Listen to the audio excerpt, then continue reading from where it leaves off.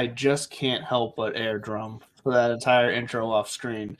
Bud can watch me every week, but I am just air drumming away to that intro. I love it. Welcome to Divots and Pivots, again, episode 18 for the PGA Championship. We got our second major of the year, and we are here for it, ready for some Southern Hills action down in Oklahoma, right? I just want to say Texas for some reason, but I'm confusing my cities. We were just in Texas for the second time this year, but this week we are going to Oklahoma every night, my honey lamb and I. Sorry. Please continue. Sit alone and talk and watch a hawk making lazy circles in the sky. You know we belong to the land. I didn't know this was turning into the Late Late Show. That's the intro. That's funny. That's actually the intro from a movie called Dave with Kevin Kline, where he plays like this presidential stand-in who then gets asked to stand in for the president, and he's doing that singing. No, man, I'm pumped. I'm excited. It's major season again. Yes. I'm ready to pivot away from the state of Texas for the second time. And it seems to me that Texas, it keeps playing the appetizer. I think, we go out there and then we come back for Augusta. We go out there and then they go up to Oklahoma for Southern Hills. But it's good. It's good to be back in Southern Hills. I kind of like the mojo in the air with Phil's quiet kind of sneaking out where Lefty's out. Tigray is in, and all of a sudden it's like Tiger's prowling. He's looking comfortable, and I think we'll get into quietly this week compared to the hype leading up to the Masters, which is obviously a different animal itself. But there hasn't been a lot of talk about Tiger at the course this week. Well, I think there's a couple reasons for that. The Masters is always going to lend itself to former champions and the older players and the familiarity. Southern Hills is a beast. 7,500 yards, par 70. And if it gets hot out in Oklahoma this time of year, which I know it can, we were just talking about the weather, looking at the weather, and we'll talk about that in just a second. But I think the reason being this is much a different test, bigger field, kind of more world-renowned, prestigious, harder physically, and also the beer prices have been front and center. Gosh, I saw that sign. I love that. I love that Justin Thomas is out there for the man. That was the best part about it. Is from what I got. I mean, obviously, hit me up. This Bud's for you. Let me know if I'm getting this wrong. But from what I saw, or from what I can gather from the Twitter sphere and ESPN and everything, JT was the one who saw this when he was just like walking around the grounds, out there for a practice run or whatever. It's like stopped. It's like, excuse me, what? And takes a picture and tweets it out. What was it like $16 for a Michelob Ultra or something like that? $18 for a Michelob Ultra in Oklahoma. That is just brutal. Now, I thought Fenway was bad. Fenway's actually getting better too, which is I'm going there in a couple of weeks. I'll give you a report back. Nice. But no, it's $18 for a Mick Ultra, and I remember back in 2006, I think it was. I can get a 12-pack of Mick Ultra for less than that. Back in 2006, it was $12 for a Bud Light in Midtown Manhattan. I was there for St. Patty's Day, and that blew me away the first time I ordered a Bud Light, and it was like, it's $12.50. I'm like, what the fuck is this? So, I mean, fast forward in Tulsa, Oklahoma, or where is Southern Hills? Let's get our facts straight. It's the PGA, and we're already out the gates just blaring. While you pull that up, Tulsa, Oklahoma. Yeah, thank you. My best friend lives in Tulsa. He actually lives in Bixby, Oklahoma, just outside. A buddy of his is a caddy in that area and used to work at Southern Hills, and he's trying to get in touch with us, or trying to get in touch with him. And even if we can't get him before the show or before the tournament and the end of the show in the next 55 minutes, I'm waiting on the text right here. If we can't get him, we're going to try to get him for some post game. And I mean, might even look forward to that. Find out, actually have something to chew on other than speculation, because Phil's out, Tiger's in, like you said, quietly prowling. There was that, oh my God, he played a practice round, but I mean, Scotty went out and played a practice round, and the pro that walked the course with him said that it was like 64, no second balls, no practice swings, really, no practice putts. Just literally just stepped up 64 times. He touched his ball and he walked away. And to me, that's kind of scary when you're in that kind of form. But then we also forget that John Rahm 3 weeks ago just ho-hummed his way around Mexico, and then everybody was chasing him down, and he just kind of pushed on the accelerator and tapped in that putt and then went away for 3 weeks. So everybody seems to be kind of stomping their way along. I mean, you even got Rory, who hasn't won really much in a long time, which can either mean that he's due. I doubt he's on his way up. He's been close recently. Yeah, he's nipping and he's hitting all the right statistical categories. So it's going to be a fun week. Before we go any further, how did you do last weekend? I don't want to get too far ahead into our week. We teased the highlights, which is the Stars are peaking because Stars peak. The Stars are peaking. Tigers prowling. Lefties out. Yeah. And we're in Southern Hills. But before we go any further, I did once again horribly in my fantasy, and I think it's because I'm kind of like Brooks Koepka. I show up for the majors. That's just, game time players make game time plays in big time games. So how did you do last weekend, though? I didn't fare too bad. So for the full weekend tournament, I just missed out cashing a profit on that. But then to hedge my bets, I did turn around and play a 4th round showdown on Sunday. And I was able to finish fairly well in that.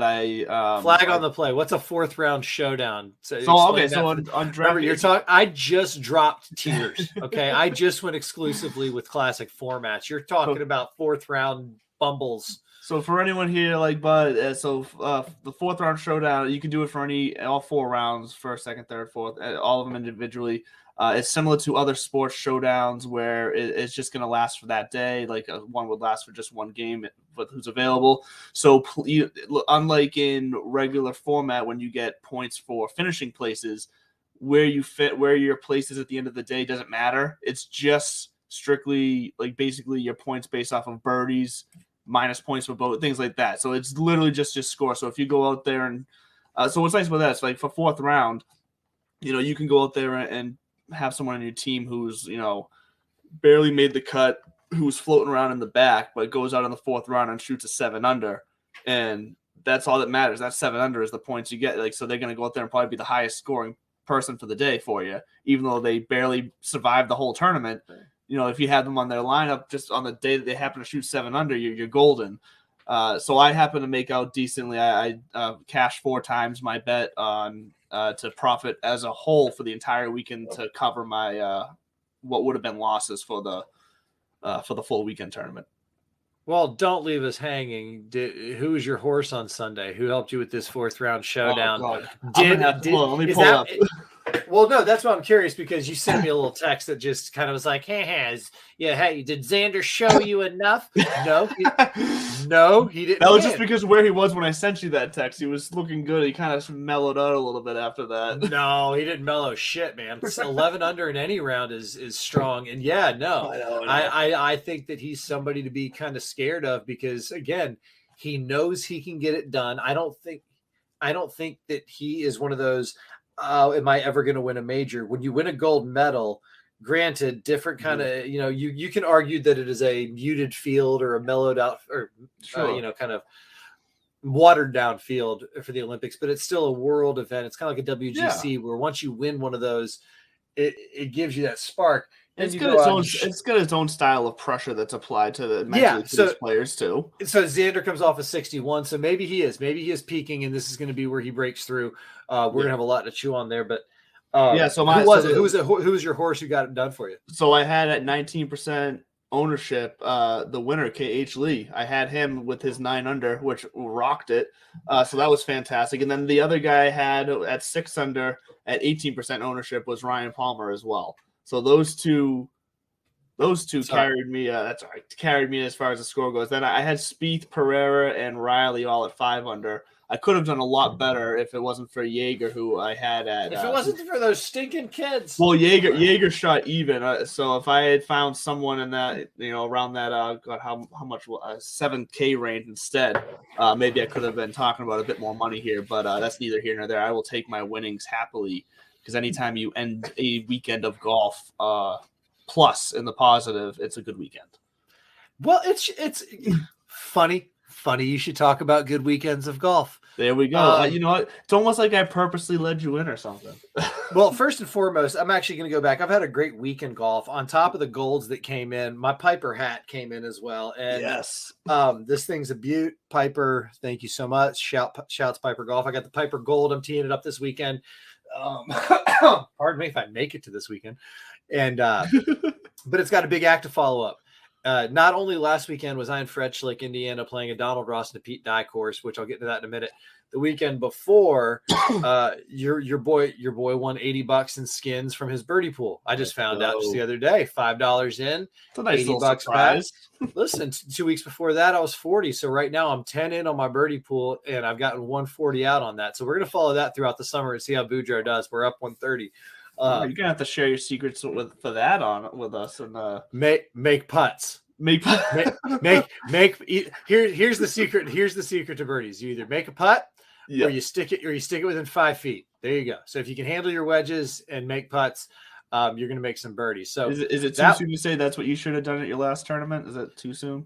Not even close. Not even close to too soon. So I had my chance to get some revenge on Mr. Donald Ross. I went out to Frenchlick, Indiana with Stick and Hack and a bunch of guys from that crew. Yeah. And we went out there for a weekend of golf and started out with Donald Ross. And this thing was, again, true to form. It was only got 6,800 yards, but it went, every tee seemed to go down and then up to an elevated green. And you're in Indiana. That's tough when that happens. Everything.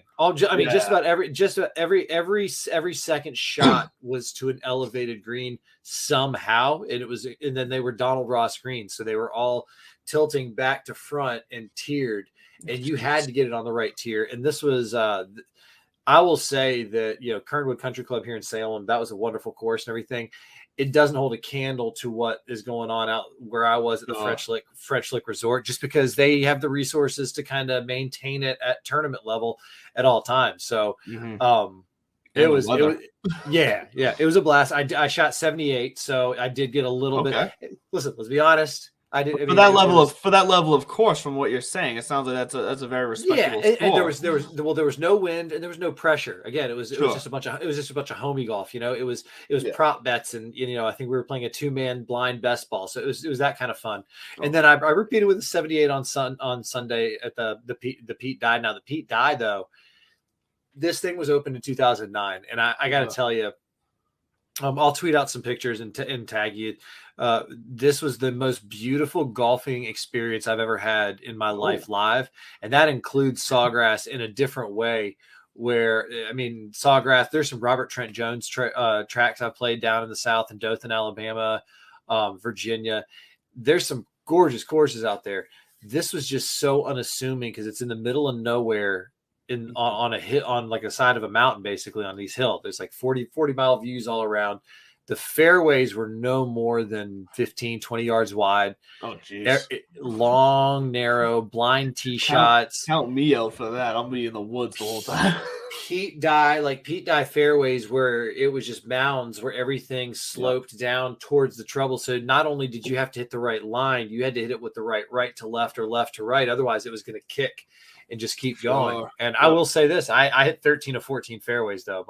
The boy's on and the putting's coming around. I actually did. You said that even in the wind in your first tournament of the year that you said off the tee, you were feeling real good.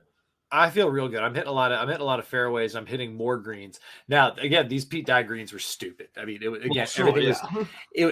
was elevated. I made two doubles. I shot 78 with 2 doubles because I was able to get a couple birdies in there. Okay. And both doubles were out of bunkers. I missed greens long left and ended up with 20 to 30 foot elevation change from a bunker. And these bunkers were just flat and like not hard, but it was like tough to get that straight elevation off of. You just couldn't do it. It was nuts.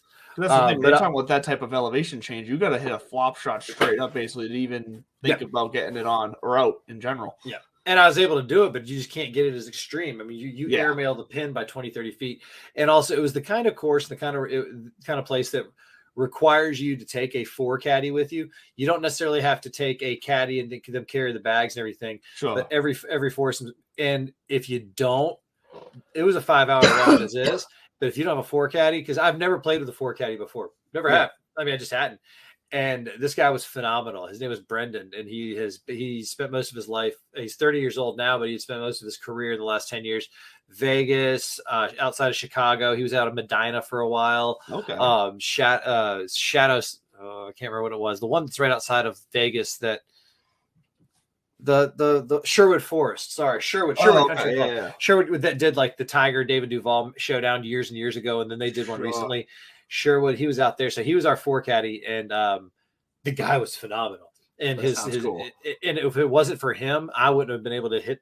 I would have had the confidence to hit the shots that I did. He was saying like, "Yeah, man, just take your driver and go right on this line," and I'm hitting just fully blind, but boom, Brendan said so, so I was doing it. It felt good, but the course, look it up, the Pete Dye course at French Lick.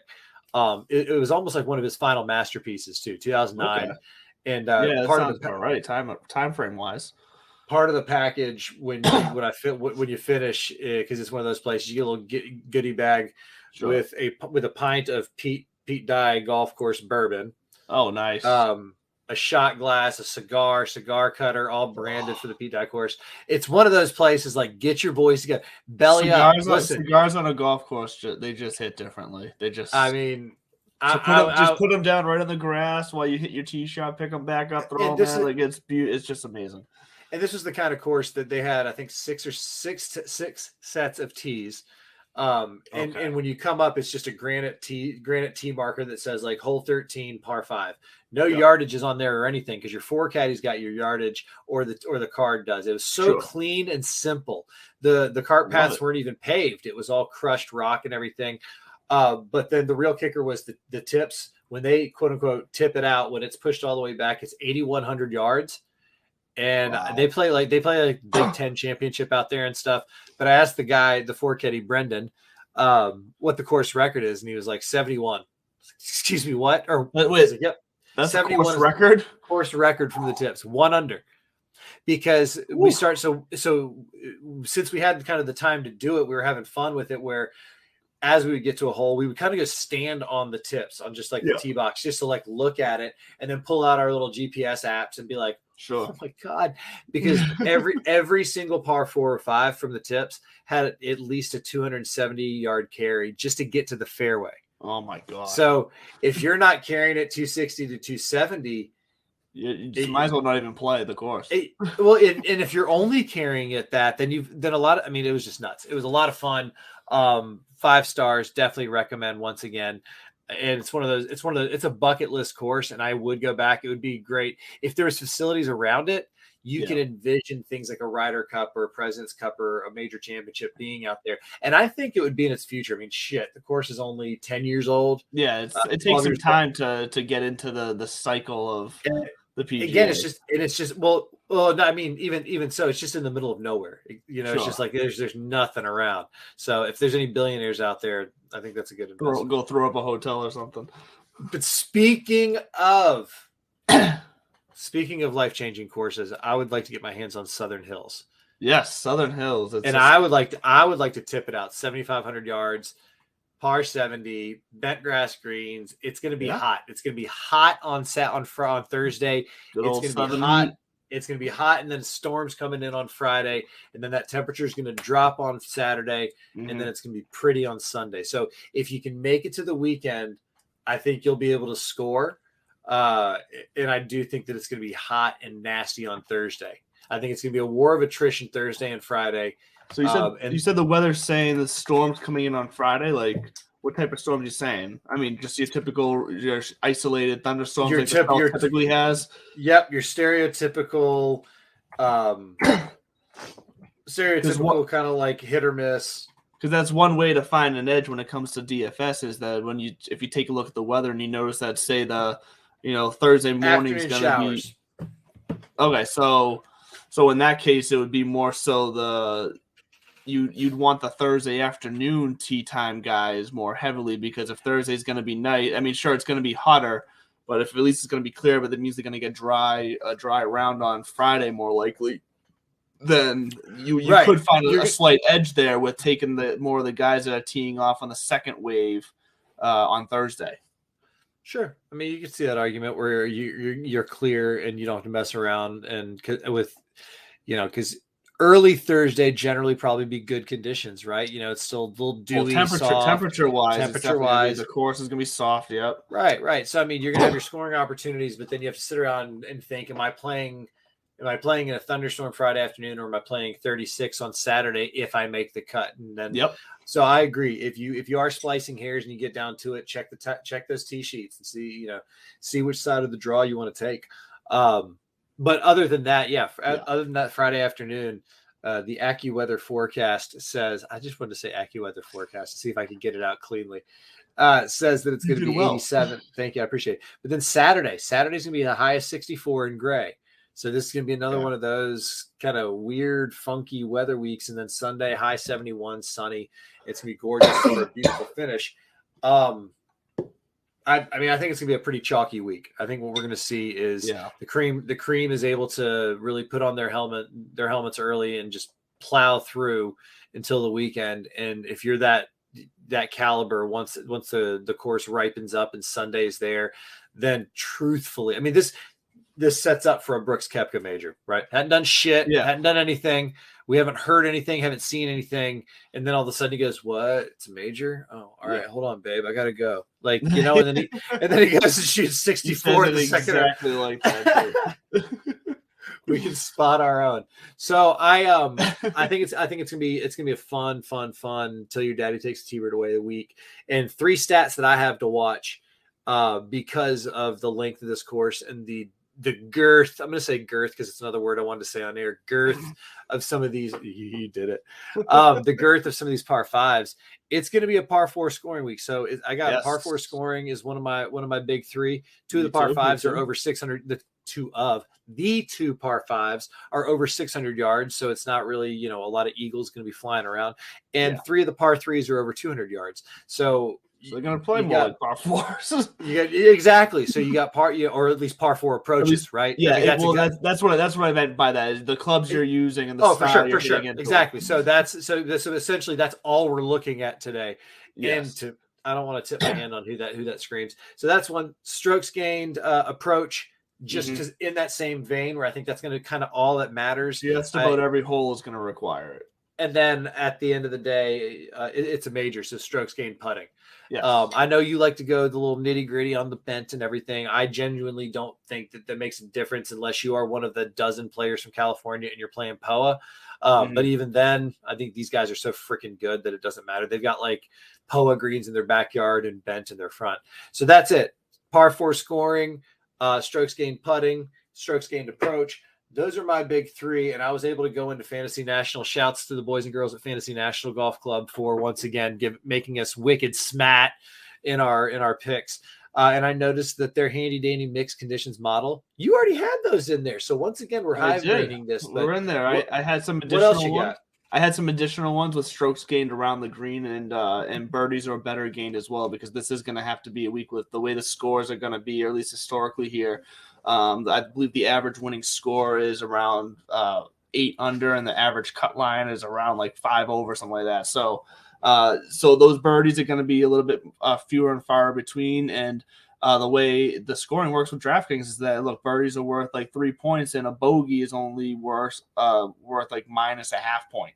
So even if there's a guy who's going to put up a bunch of bogeys, if he's also going to put up a bunch of birdies, that's what we want right there. It's going to balance it out. You're still going to come out slightly on top there. So, and I do want to point out, just because you do notice a pattern. You said that you don't necessarily care too much about the bent grass unless it's something more specific like POA in California. But there is a lot of statistical kind of evidence here so let's say Patrick Cantley for one. I'm going to do this to you right now. Are you calling me a grass denier? I'm going to do this. I'm going to do this right now. So Patrick Cantley. I need to remind the audience that this whole thing started because Nerdy McDFS over there was like, hey, I want to get into golf. And I'm like, hey, I know about golf. He's like, I wasn't into golf before. Hold on. I wasn't into golf before, just not to your level.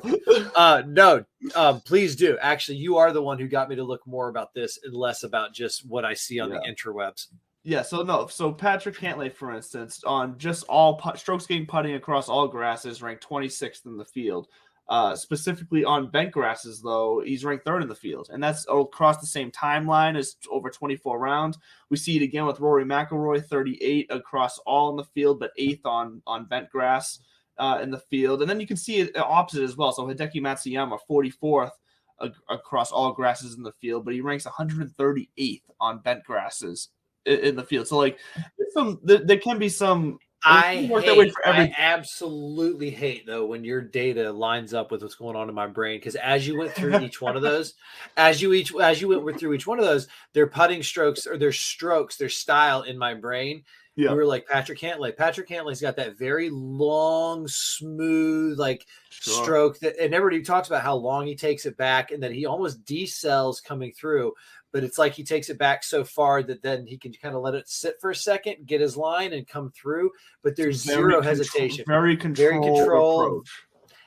Rory has such that clean, classic stroke as well. And then Hideki almost has a pause, just like he does in his full swing. He's almost got like too much of a pause, where it's almost herky jerky, where putting has to be much more feel than anything else. Sure. So I hate that matches up with kind of the whole thing where the smoother the surface, because stereotypically bent, they get these things it's almost like glass. The smoother the surface, the smoother that stroke from Cantlay. So I don't like when your data backs up your points, but you've also made me a very strong believer. One of my favorite movies is Moneyball, and of course, I would never let it interfere with my artistic endeavors of golf. So just on a broad spectrum, just on the putting here to finish that up. So as far as strokes gained putting across all grasses in the field, out of the top 10 in that, when it comes to then comparing that to who's in the top 10 for strokes gained putting on bent grass in the field, only 3 of those guys that are in the top 10 across all grasses are also in the top 10 on bent, and that would be Troy Merritt, that would be Bo Hostler, and Seamus Power, who are 4th, 2nd, and 6th comparatively. Other than that, though, Cameron Smith comes in at 19th on bent, and Matt Kuchar comes in at 24th. Terrell Hatton actually comes in at 29th too, but the other guys, we're talking about jumping from Billy Horschel, who's 6th across all, goes to 73rd on bent. Straka, 7th across all, goes to 69 on bent. And then Kevin Kisner, who is 9th on all, goes to 101st on bent. So there's more evidence of massive differences than there are there's obviously a handful of guys, and more than a handful of guys. There's a group of guys who are, 54 and 1, 57 and the other, where it doesn't really matter, where, like you said, it's putting is putting. They don't care about grass. But for some of these guys, like you said, given the style of their stroke, the grass does matter, in my opinion. I agree. And I will say that I'm still going to hold strong that for majors, the differentiator comes down to the head game versus this. Broadly speaking, over time, those stats are overwhelmingly reliable. So I mean, like you said, if you're going to consistently look every time strokes gained putting comes into play, you got to then go to that next level of, all right, what surface are we on? Because if you're gonna have it be one of your differentiators, then there's more to that onion. Keep peeling it away. And so I subscribe to your theories and your witch doctor magic.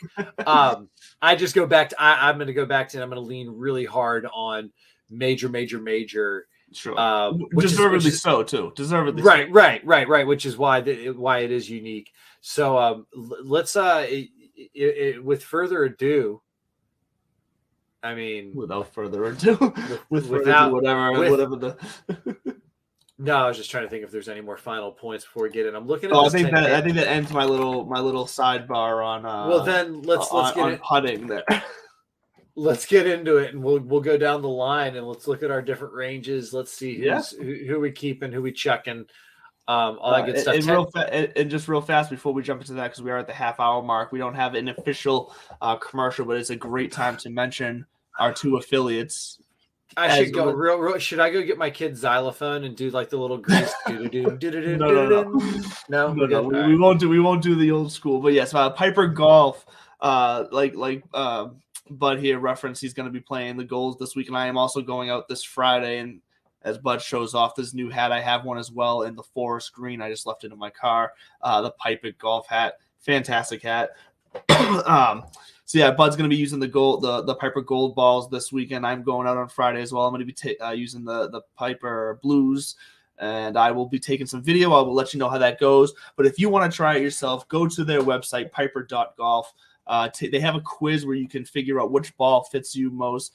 They tend to be kind of decided upon your handicaps. If you know that definitely helps quicken the process. But go and take their quiz. It's going to help you out. Their balls are beautiful. I'm really looking forward to trying them out this weekend. And when you do, use the discount code DIVPIV. That's DIVPIV for a 10% discount on any products they have. They have golf balls. They have some hats. They have some shirts. There's going to be more apparel coming out in the near future, so keep an eye out for that.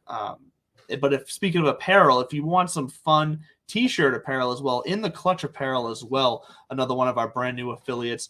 Right now they are got fully licensed MLB and MLS T-shirts, and I'm not just talking plain old Jane T-shirts. I'm talking about funny, witty, creative T-shirts featuring some of the both leagues' top players.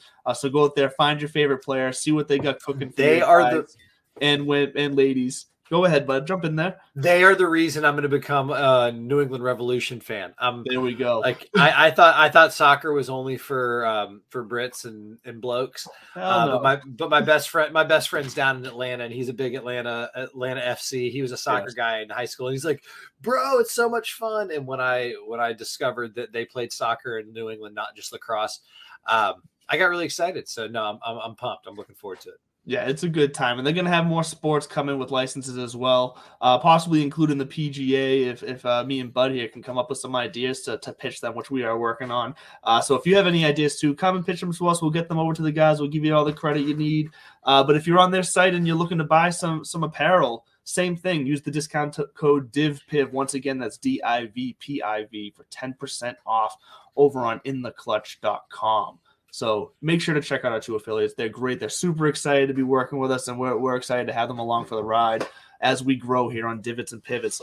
But as you said, without further ado, let's get into the prices here. We got about a half hour left on the show. And look, like you alluded to, this is going to be a chalky week for sure. There's no mistake that with the mixed condition model that I put together here, that 7 of the top 10 are 9K or above, and including, I think it's 3 of those are 10K and above, including Scheffler at 11,400, which is definitely pricey. But it just points to the fact that we're really going to have to search for those value plays in the high 6s, low 7s to be able to afford maybe 2 of these guys to make it all work. So where are you seeing? Are you seeing anyone in the 10K and above range that you're just going to pay for no matter what? You're jumping all over. That's what stinks about all this is I like everybody in the 10K and above. I mean, actually, that's not true. One thing that jumped out at me was Colin Morikawa. Yeah, and just because of recent form, and I'm not saying it's been bad, but expectations to be in that 10K range, unless they know something we don't. I mean, God, actually, you know what it is? Par 4 scoring, right? Nobody hits better irons than Colin Morikawa. That's actually what he's known for out there, is being able to hit something from 200 yards out with a 6-iron. So yeah, I like all of them, and they're the only differentiator for me right now is how do you bet? How do you not go with Scotty Scheffler right now? How do you not put the numbers behind him? He is going to be chalky, right? Well, you have to eat chalk this week because it is a major, which means everybody is going to be up there. But at the same time, because it is a major, as you pointed out, there's going to be value players down in the 6-7K range. Yes. Also, because this is a major that includes 40 some odd kind of honorary players, if you want to call them that, where we got PGA professionals, PGA teaching pros, past champions, that kind of stuff. So really, we're talking about 120, 125 folks who have a chance to do this. I think it's okay to pay up this week for some chalk. And yeah, my kind of, my favorite game, Scotty's there, JT is there, and John Rahm's there. It's kind of 1, 2, 3 right off the top, blank, Chuck, or Mary for me. So I do like that range right there. And go ahead, and once you tackle that, I will tell you right now, I'm Out of Scotty, John, and Justin, I'm marrying Justin just because of the par 4 scoring. I'm gonna chuck John Rahm. Yeah. And I'll date Scotty. Like, you know what I mean? Scotty's going to show up in a couple of my lineups. JT's going to show up in all my lineups. And John Rahm, if I had to, I'd leave him off. But the only one I would fade fully in the 10K and above would be Colin Morikawa. Yeah, no, I for the most part pretty much really agree with you there. Yeah, Scheffler and Thomas are definitely close to me. And the big differentiator there, I get 100% why you would say you'd marry Thomas, because that, it's a $700 price difference for what is shaping up right now to be an only 1% higher projected ownership for Justin Thomas. So Scotty Scheffler coming in right now around 14.5, Justin Thomas 15.5 projected ownership on FantasyNational.com. So I 100% get that. I do just believe so much in Scotty Scheffler this week that I feel like I'm going to find in a couple lineups for sure, I'm going to find a way to pay up for that 11,400 price tag. But Justin Thomas could just easily be there too and turn out to hit a much better value given that price. And given that they are pretty similar in ownership. Those two would definitely be in that range, the ones that I would most highly consider paying up for. Now, there is some juicy, depending on how you want to construct your lineup, though, there is some juicy 9K players to where you could just fully fade that 10K range and do, 2 9Ks off the bat and still have to play some of those same value guys lower, but you get 2 for the price of 1 with a chance to that there's an equal chance to win, I should say, when I say 2 for price of 1, because you guys like Jordan Spieth, who was one of the most chalky guys this week. It's another close to Texas course, and with the way he's playing right now, 100% get that. But at the same time, you can't ignore the way he's playing right now. No, and he's also got the whole career Grand Slam thing lingering out there. But for me, if I'm going to play that, try to start my lineup with 2 9K guys and ignore the 10 and above, I'm going to Cantlay and Schauffele here at 9,100 and 9,300 respectfully. Look, they're going to be chalkier. Cantlay is 15%, Xander at 13%. But like we said, we're going to have to eat some chalk. And what's good about that is that some of the guys that I'm looking at, once we get down to that lower 7K range, high 6K range, are going to be under 5% ownership. So in that situation, thinking ahead, I can eat those 2 chalks as long as they come through and finish top 10 for me. That it all makes sense and works out, in my opinion. But when it comes to the 9K range, what are you feeling about the guys down there? Well, I'm gonna tell you right now, I'm not gonna make you play my game this week because we talked too much up front, so you don't have to have the game.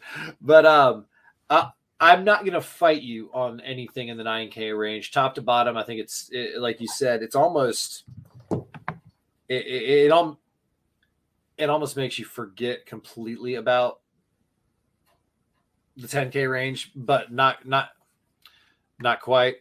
The major will do the way they price out these majors. It's hard because there's so many big names that you're gonna find big names under 10K. It's just how it works. And the reason I'm hesitating is because every time I go to put my finger on somebody, it's like, oh, but wait a minute. So real quick, top to bottom, Cam Smith, just because he's putting. Mm-hmm. I want to prove your point about like the 9K range being juicy, and I like that you said juicy. It's got some meat to it. Top to bottom, Cam Smith is the putter. Jordan Spieth, the hot hand right now. DJ, you can never count out because if he's on, it's just it's stupid. Xander just shot 61. Hideki is also another one that you can't necessarily. DJ only projected 8% ownership right now. It could be a massive edge. If he comes through that could be a huge edge. Patrick Cantlay with the putting, and then Brooks Koepka is a major time player, and it just kind of has that feel. The one to me though that is just standing out, kind of not standing out, but like lurking, is Victor Hovland, and I think it's mostly the reason I say that is because he's an Oklahoma State guy. Southern Hills is not going to be new to him. Not just that style of golf. I think he's 13 of 14 cuts, something like that. It's he's got a couple of wins already this year, and I think recency bias has us looking at Jordan Spieth, because he's right in front of us. Xander, because he just did that. But I'm going to plant my flag with Victor. But what you just said, what you just pointed out, if I had to do kind of like if we're going with a Top Gun scenario, have you seen the new one? I haven't yet. No, I've heard it's amazing. I want to go see it at IMAX, but maybe we'll go see it and do a review together. There we go.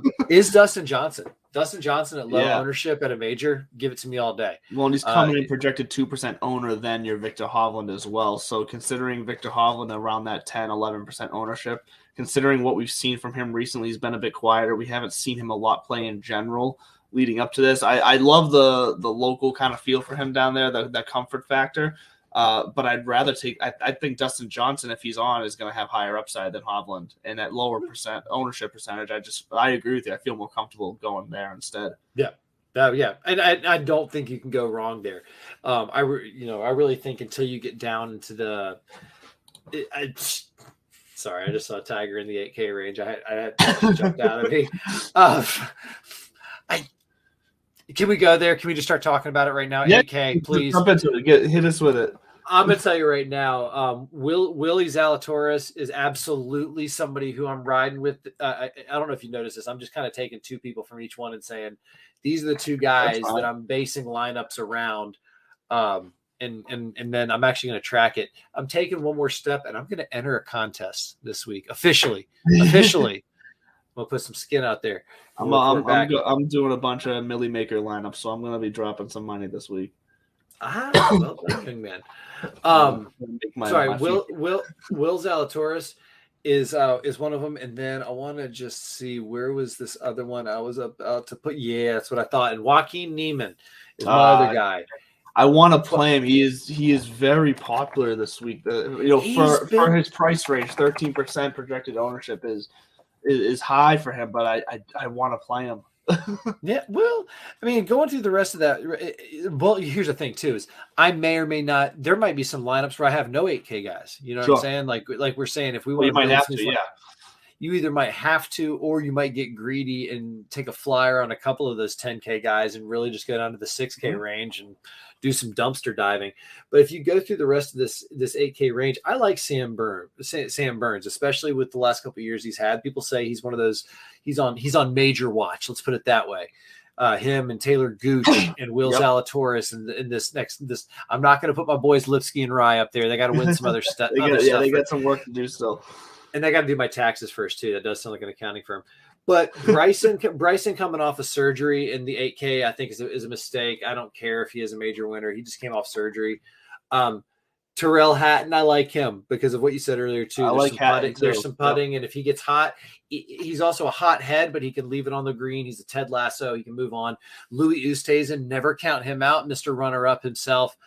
He's another one who shows up in majors. It's just what he does. Corey Connors, we're talking about a par 4 where it's all about ball striking and approach. Corey Connors, a ball striker. So there, I want Tiger to win. I think it's because the kid, the way that my dad wanted Jack Nicklaus to win in '86. You want to see it, because there are some cool stories there. You look at his history. Of course there is. It's not even just that he won in 2007. You go back to well before that, where Southern Hills used to hand him his ass. I mean, it wasn't until he shot a 63 in a second or third round in 2007 when he just kind of pivoted. Yeah. Up until that point, I read a stat. He did something like 16 rounds over par or something like it owned him. And then something clicked, and who knows, maybe that's all it took. And now there was a fun. Yeah. Now he's back. So I'm not going to play him in any lineups. I hope he wins for nostalgia. But who do you like in the 8K, if anybody? Like I said, Joaquin Niemann and Willie Z. Yeah, so I actually don't love Willie Z this week. I'm just he's got too many the way I consider red stats in my opinion for this week. But Niemann, I definitely like Niemann. He's ranked 12 in the model, so I like that. And then as far as other guys that I like down here, Hatton. So you pretty much nailed my guys. Hatton, Niemann, Oosthuizen as well. So I'm going to quickly try to find another quick little possible star for you. I don't mind Shane Lowry coming in at 8,700. I love him doing anything. Yeah, like just so ranking out 21st in the model.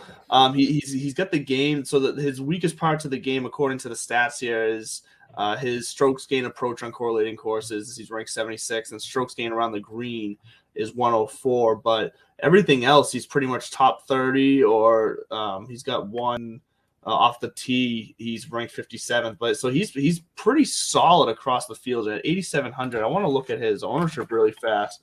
Oh wow, he's chalky, 15% ownership. Who are you talking about? Sorry, I was Shane Lowry. So everyone else is seeing what I'm seeing there, Shane Lowry as well, because he's coming at 15% projected ownership, which is higher than I expected when I just went to look. But he's had himself a good year this year. We haven't seen him in a little bit, but with that T3 at the RBC Heritage and then the T3 at the Masters, people aren't forgetting that. So Shane Lowry's going to come in chalky down there. He's 11th in par fours. And what is he? 15th in putting and 8th in approach. So he is the stereotypical player for this setup, as we said it. But for the same projected ownership, I'd rather play Neiman for $200 less, who I also think has potentially higher upside. Yeah, I'm full out. Willie Z is a fanboy pick for me. I want Happy's caddy to finally break through. And then my actual calculated play was Neiman because I just like Joaquin Neiman too. Yeah, it lined up. Down in the 7K range. You ready for this? I'm gonna blow your freaking mind. All right, hit me with it. Well, there's the top sheet guys, and then you're gonna tell me about how chalky they are, and you're gonna tell me about the value plays. That's fine. It's fine. We'll see. Yeah, you left this as a surprise. You didn't really star anybody in the 7K range, so I have no clue which direction you're going. So hit me with it. Well, I mean, Cam Young, it's time. That's my guy in the 7K range. You've been all over him recently. I love it. It's C Young. I want first of all, I like that he's sponsored by Major League Baseball. For me, that's just funny. It's kind of like I went to high school with a kid who ended up being a NASCAR driver, and he was sponsored by the University of Auburn because that's where he went to college. I'm like, Auburn University sponsored a NASCAR? Like, what's going on? Yeah, that is strange. That's pretty on brand, though. No, Cam Young. You go through second in par fours, second in off the strokes gained off the tee. It's gonna be one of those weeks. If he can dial it in and lock it in and just hit good iron shots all week, he might look up and find himself in contention. And he is another one of those. I said earlier, Taylor Gooch, Sam Burns. Cameron Young is part of this next young wave, and I think this could be the week that he does it. And then the other guy in the 7K range, I'm trying to do a little reverse Jedi jiu-jitsu. We'll call it the Brendan Todd effect. It's Keegan Bradley. Why not? Why not Keegan? I mean, first of all, let's see. He's the last person to kind of win. Wasn't he the last person? Yeah, he won in his first PGA championship start when he won in 2011, right? Most improbable kind of situations. We're back. He's had those second place finishes. I'm telling you, that heartbreak at the Players. And then when I was talking garbage about him the other week and it got to him and he showed up and he played, I'm just letting him know, Keegan, I'm here to support you. I saw some video footage of my own swing this week and I feel terrible. I feel terrible that I talk shit about anybody else. No, he checks all the boxes. I mean, he's green along everything. Mm-hmm. And that's kind of all that it takes for me. And he's not going to be super duper chalky because, well, people are going to be looking around him. But what's he at? Coming in at 11%, between 11 and 12%. I can ride that. I'll take that for a major. I'll take that for 7,000 for a major. I mean, it's actually, it's Keegan Bradley. So there's a ton of other players out there that will probably finish way ahead of him. But I'm also kind of riding the karma line where he's kind of due. He's back. He's nipping. Maybe this is where he gets that second one. Is this his Peyton Manning's with the Broncos Super Bowl? You know what I mean? Hey, you never know. And look, like we keep saying this year, when Keegan Bradley pops in the top 10 of the mixed conditions model, you better play him because he's going to finish top 10 in the tournament. This is. And he's ranking 6th in this mixed condition model this week. So I guess the numbers tell it all when it comes to Keegan. I didn't even know that. I was looking at 7,500 and I saw that he was just sitting around Cameron Young, and that's when I was like, that's Kismet. He's got a lot of green, and all you saw was the green across the board. Oh, shit. I didn't even see it. Because that's when I was circling back to my point earlier where in a week like a PGA Major where you've got so many spots taken up by celebrity players or exemptions or honorary kind of competitors, and then the top is heavy because it's a freaking major. You do get good quality players pushed down to where anybody can come out of any. I'm not gonna say anywhere. John Daly's not winning it this week. Did you hear what happened to him where he got DQ'd the other week? I didn't know. I know I've been seeing a lot of videos of him on the course, but I did not see him get DQ'd. What happened? He got pissed. He just got pissed off. Forgot to kind of sign a scorecard, I think. Oh, okay. At a major, yeah, because they were saying it's like the first time it's ever happened. I think he just walked off the course after like doing like a 3-putt or a quad on the 18th or something stupid like that. Yeah. But then he forgot to sign his scorecard. And the only reason I bring him up is because when you do start getting down there into that 6K range, outside of guys up near the top, like Ryan Palmer, or even like a Martin Keimer this week, where he's been there before, and if he catches lightning in a bottle, he can roll it. Outside of that, I know you like your Matt Kuchar. I don't necessarily like him this week, but what I do, the two guys that I am playing. So I just made a lineup on DraftKings where I am able to get both Scotty Scheffler and Dustin Johnson as my two heavy hitters, which I love getting those two paired in together here and still being able to afford a Tyrrell Hatton as well. But to allow that to happen, the two guys I found myself going to in that 7K range that I'm quite I don't want to say I'm overly super excited about, but I feel comfortable with is Eric Van Rooyen at ranking 25th in my model, and then Jason Kokrak ranking 22nd in my model. And what I'm seeing there is that Van Rooyen, his strokes gain approach, he's just ranking top 20 in both across the field for the season and in correlating courses. He's also coming in good as a putter, ranking 21st in the field, 16th in par fours on correlating courses. So he's just hitting. He's also 10th in birdies or better on correlating courses. So Eric Van Rooyen, this seems like the type of course that is going to work out nicely for him. And at 7,100 and under 10% ownership, I like taking that if it means I can get Scheffler and DJ up at the top. And like I said, Jason Kokrak, who's shown out well for me when I've played him so far this year. He's been that kind of what's it called? Stalwart. Yeah, he's just been the guy that I have in my back pocket whenever I need a cheap play. And at 7,300, I'm hoping he does it for me again because same thing when it comes to putting and off the tee and approach, he's pretty solid and he's pretty middle of the field across all of my key stats. So I like the Kokrak and Van Rooyen play. And then obviously in order for those two higher price guys, I got to also fit in a guy in the 6K range. And I was on board. No, I don't want to steal your thunder. I'll just say the name because I saw you start him and I like him because he does pop off at 18th in the mixed condition model. And I do love me some Keith Mitchell because he always seems to be a guy that in the past, I haven't played him yet this year, but in like the past couple of years, when I see that he's in the 6K range, I tend to just start right there. If I know I want to be buying some guys higher price. So he's always been that guy for me. So, but what was it specifically that you saw when looking at everything that's given you the Keith Mitchell vibes this week at 6,600?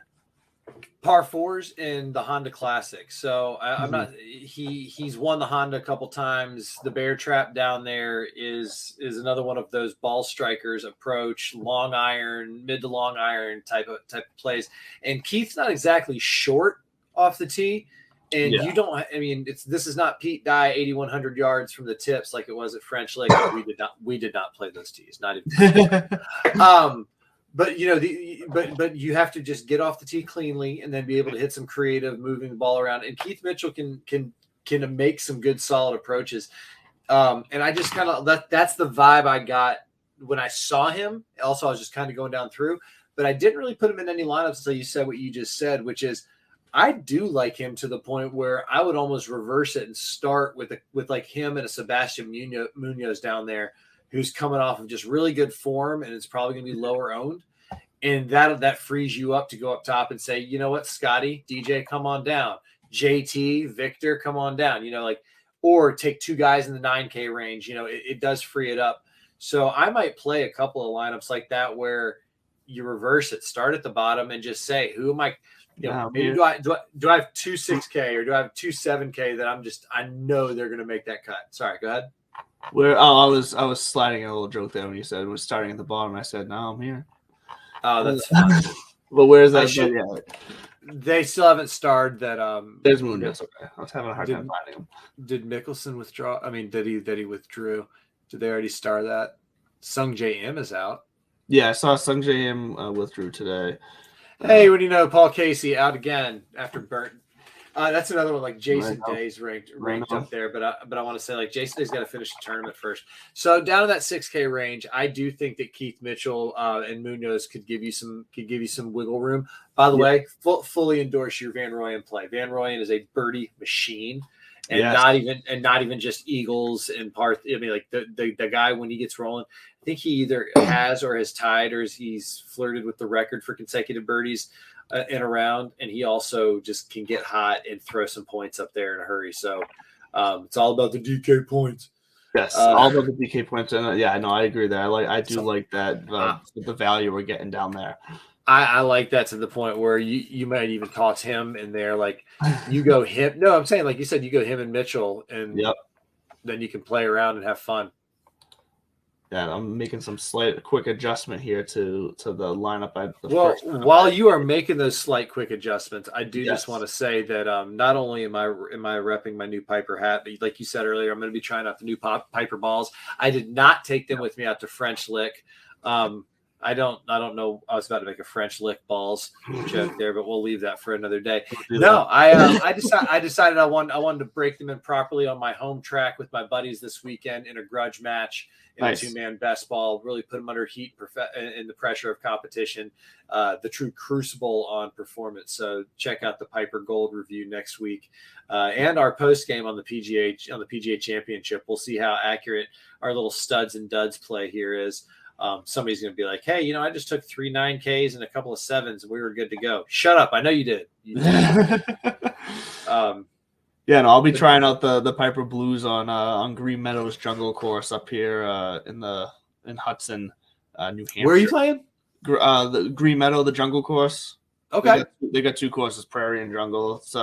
It's I don't know when the last time it's going to be for me playing there because one, it's right around the corner from where I am right now.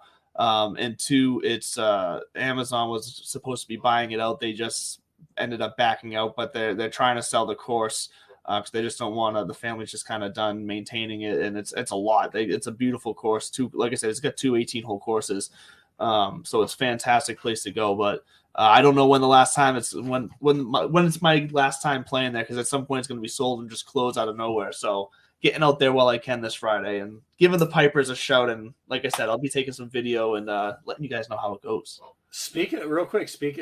playing the Meadow at Peabody, which is a phenomenal little muni course here on the North Shore. But speaking of beer and golf, Tewksbury Country Club just got bought by Treehouse Brewing Company. Yeah, yes, they did. I saw that. More to come on that once they open up. That's a great course. That's a great course too. That's a real pretty course. We're gonna have to go investigate and do a divots and pivots deep dive into the new Tewksbury layout once once Treehouse gets its look for the local courses around here. That's got one of the best finishing holes because it's got the par 3 over the water that ends right. Literally, the green is right below the back deck of the clubhouse. And it's a massive stone patio out there. Beautiful. And it's just beautiful. It's got, like pig hydrant. It's got like flowers there. It's just gorgeous. It's a great finishing hole. But without, before we get real quick, by the way, earlier there was further ado. We needed further ado because we had to shout out in the clutch and Piper Golf. So that's why we had further ado. That's why we had further ado. No more ado. I will see you next week. Back to you in the studio. Yes, no more ado. We're gonna be wrapping up here for you. But hey, good luck everyone on the PGA Championship, second major of the year. We're here for you. We're here for it. Hope you all are too, and I wish you all the best of luck in it. And once again, check out Piper Golf at piper.golf and intheclutch.com. Use on both sites DivPiv discount code DIVPIV for 10% off on both. And as always, thank you Fantasy Golf National, Belly Up Media, a ton of fun stuff. Make sure to check the Belly Up TV on Twitter, Belly Up Media on Twitter, Belly Up Sports, all the Belly Up anything on Twitter, Instagram, TikTok, you find it, YouTube. We got a lot of fun stuff coming, so stay tuned. Everybody, thanks for joining us, and we will see you next week.